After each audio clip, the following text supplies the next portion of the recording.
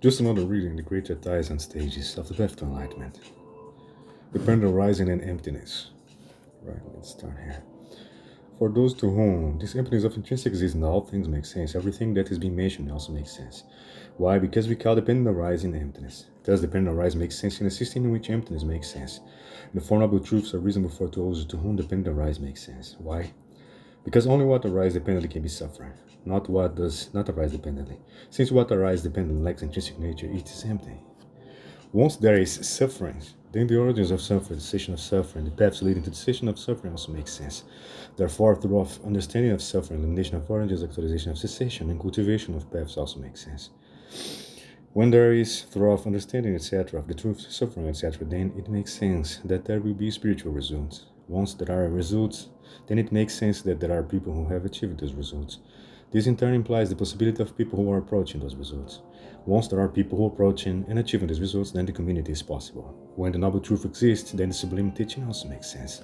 When the sublime teaching in community exists, then the Buddhas are possible as well.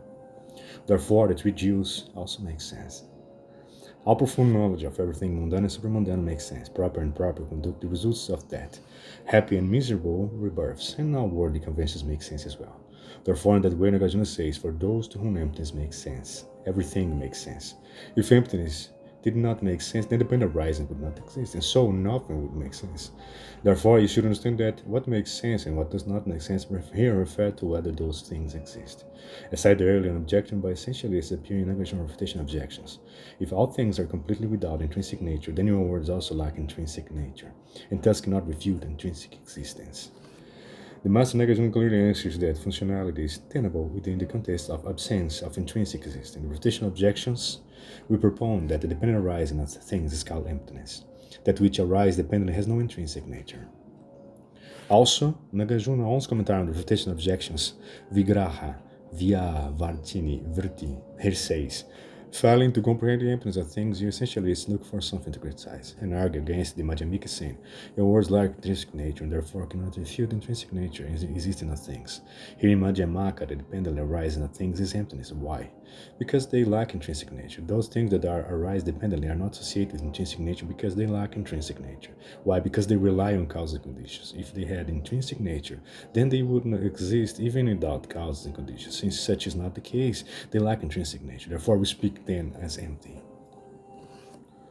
Similarly, my words are also dependent arising, therefore are without intrinsic nature. Because they lack intrinsic nature, it is reasonable to say that they are empty. Because things such as pots and cloth are dependent arising, they are empty of intrinsic nature. Yet a pot can receive honey, water, soap. A cloth can protect one from cold, wind, and sun, and so forth. It's my words. Because they are dependent arising, they lack intrinsic nature. Yet they are fully capable of establishing that things lack intrinsic existence. Therefore, it's inappropriate for you to give her the argument because your words lack intrinsic nature. It's not tenable that they refute intrinsic existence of all things. I think that is it. Just another part of the great treatise on the path of enlightenment, volume 3, right? Dependent arising and emptiness.